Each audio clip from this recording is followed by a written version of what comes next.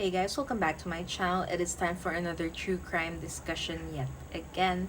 If you haven't watched my video that I uploaded last Tuesday regarding the Oklahoma Girl Scout murders or the Camp Scott murders, I suggest that you watch that first because for today's video we will be reading and discussing the thoughts and opinions or theories of other people regarding this case, and of course I will be sharing mine as well. If you have any comments about this, if you have your own theories, conspiracies, or any information regarding this case, please do not hesitate to leave a comment in the comment section below so we could discuss this healthily.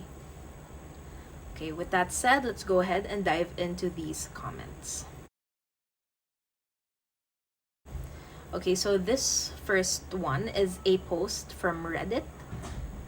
The local sheriff and Oklahoma State Bureau announced jointly yesterday that Jean Leroy Hart, an early suspect who was also acquitted and later jailed for other reasons, is indeed the murderer.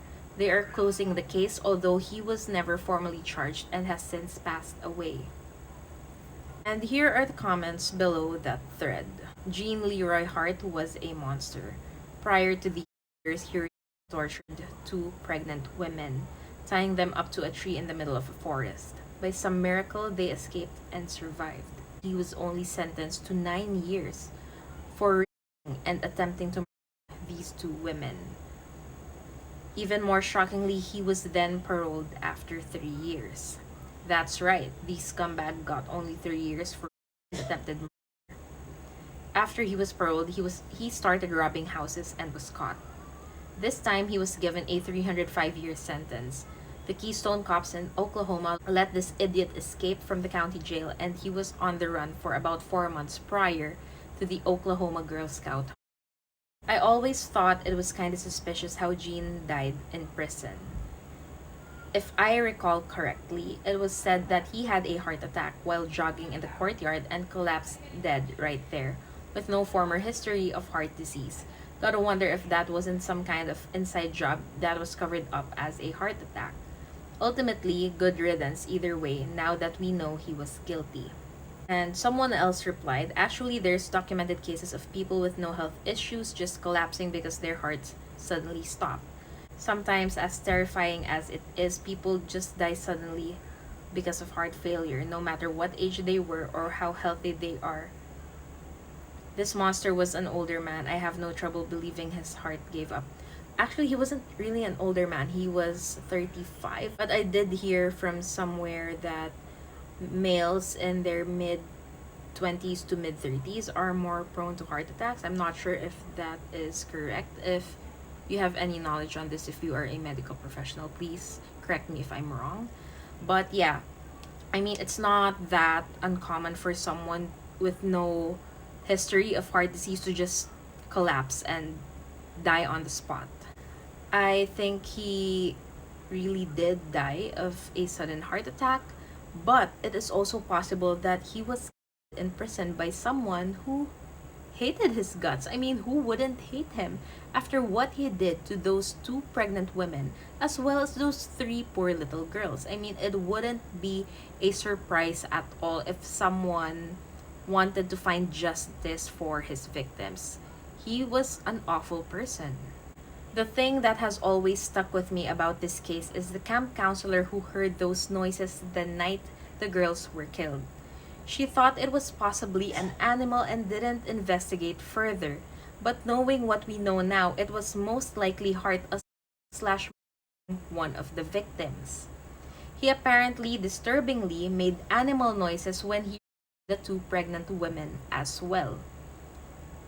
This was the thing that immediately made me feel like he was guilty. That's just too specific of a sound for that to be a coincidence, especially when you take into account all the other evidence against him that isn't just his DNA. Honestly, it really irks me that the camp counselor Carla did not do anything further, did not investigate further. I mean, yes, you were in a campsite in the middle of the forest or the jungle, in the middle of a wooded area, And there are animals everywhere. However, there are also 140 little girls who might have been in trouble, and this camp counselor did not even think to report it to someone else or investigate further. I mean, doing this could have saved the three little girls' lives, but yeah, it's too late for that. Also, I read somewhere that the camp counselors who were in charge of the 140 little girls were all teenagers. So they're not actual adults, they're just a little older. They're like more like glorified babysitters that would be watching 140 children in a span of a few weeks. That to me sounds dangerous. If I were a parent, I wouldn't entrust my child with just teenagers. Jean Leroy Hart absolutely did this. The psychological profile of this guy is very reminiscent of Ted Bundy's. He too committed and kidnapping before. He also attempted multiple prison escapes. After he got out of prison, he was entering homes with people still inside. Plus, the proximity of his mom's house to the crime scene. Now, the photos. For those that say that these were planted by the police, why would they not have immediately claimed, "We found these photos and we know they were processed at this prison, and this prisoner had access to these specific photos"? Instead, they released them to the public to identify who the women in the photos even were. How would the cops know the photographer didn't claim there were many prints? The fact they found the photos in his cell when he left further proves it was him. He liked the photos, hence his male possession of them. He made duplicates, very easy to do if you are developing. He had a fixation and wanted to make sure that he had access to them. We have a visitor. She's here because she wouldn't shut up. Say hi to Rosie. Rosie, say hi to everybody. Anyway, let's move on to our next comment or theory. These are mostly comments because we already know who the perpetrator is, although this is technically still considered unsolved. It is a closed case, but still unsolved because Jean Leroy Hart passed away. The old locals know who did this. Too many happen in rural Oklahoma and are unsolved because no one will come forward with info.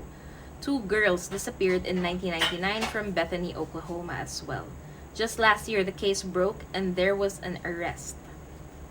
Okay, so this comment was written 5 years ago. Everyone in town knew who did it. The Camp Scout, Girl Scout. The camp was sold long ago and is now leased as a hunting land. Any clues are long gone. Locust Grove knows who did this. The current sheriff actually stated that the police department was having issues with people withholding information from them, but that they were on the trail of numerous people with first-hand knowledge of the crime. Why do you think people are unwilling to come forward? For the sake of giving grieving family members some peace, why not do it anonymously? I know there is the whole "snitches are the dirt of the earth" label, but is that what is happening here? I feel like that type of mindset is more common in gangs and prisons and not in rural Oklahoma. Now, due to the advances in technology, a lot of people were requesting for another DNA test to be done. However, the sheriff's department did not have the budget for it, and it took a while before another DNA test was conducted. And this person says, if the sheriff's department doesn't have enough for the DNA testing, then the county, state, or federal government should have paid for the testing of evidence and not the victims' families.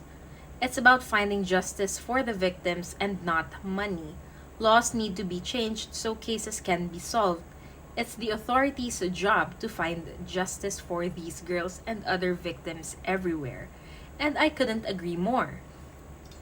Imagine, just for this to be solved, the parents of these girls who have already been through so much had to take money, their personal hard-earned money. It shouldn't have been them It should have been the government or the police department, honestly. Another person says, almost 2,000 people at his funeral who believed that he was innocent. I hope they feel ashamed now. And I couldn't agree more. I do hope that you feel ashamed. 2,000 people, 2,000 supporters. And those were just the attendees. And those 2,000 were just the ones who attended his funeral. There are probably a lot more supporters out there. Other natives and locals who protected the killer bear some of the guilt. I am so glad that they were able to prove what he did to those beautiful little girls. The horror each of them endured must have been unbearable. This is so ridiculous. It was never a question of whether Hart was involved. He had a long-standing crime pattern of leaving behind telltale evidence of his involvement in crimes, even though he had the uncanny ability to successfully pull off whatever the crime was. But was he alone that night? Probably not.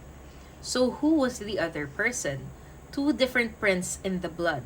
Two different types of knots were used. Multiple type injuries from something like a hatchet, like a crowbar, like a pipe, like a hammer on all the victims' bodies. The two unit Girl Scouts, the youngest one, who told their camp counselors of either hearing two men talking behind their tent or seeing two men hanging around or in the woods that night, were never taken seriously by the authorities or outright blocked from even talking to authorities by the camp's director. Now, this is something that I also agree with. I don't think Jean Leroy Hart worked alone. I think there was somebody else there with him. In my opinion, there are at least two perpetrators on this case, not just a single guy. So, in other words, if citizens hadn't stepped up and gathered the 30K for the DNA testing to pay some greedy bastards, the cops still would never have cracked the case. That is true. Glad for the families of those precious angels that they have finally gotten the answer that they have been waiting for. No family should ever have to have that happen to them. To the sheriff, I don't want to hear, we don't have the $30,000 for DNA testing. That is just an excuse. No one should ever have to donate a fund to get DNA tested. There should be a fund set up for that. Exactly. I mean, not just a fund, but the people's taxes. That's what it's for. That's part of what it's for, right? Every adult during that camp failed those three children. They failed them at the worst way possible. The justice system is a joke. If you call Sheriff Reed's office today, they will admit that the case is still open and all the DNA is inconclusive. Once again, bad information is being propagated. I have spent thousands of hours investigating this case while writing Sheriff Paul Smith's story. I have the personal case files of Sheriffs Weaver and Smith. I also located Hart's 1966 convictions. In my humble opinion, this case will never be solved until new investigators are brought in who are not already tainted with all the incorrect information that has been and is still being repeated over and over again. Okay, so those are all of the comments. Now, let's talk about my personal opinion. Now, personally, I believe that Jean Leroy Hart was guilty. Do I think he acted alone? Definitely not. I don't think he did this by himself. I mean, there were three little girls. I think that he worked with someone else, at least another person, because on the campsite, a size 7.5 or 9.5 print was found, and that was mentioned to be too small for it to be Jean Leroy Hart's.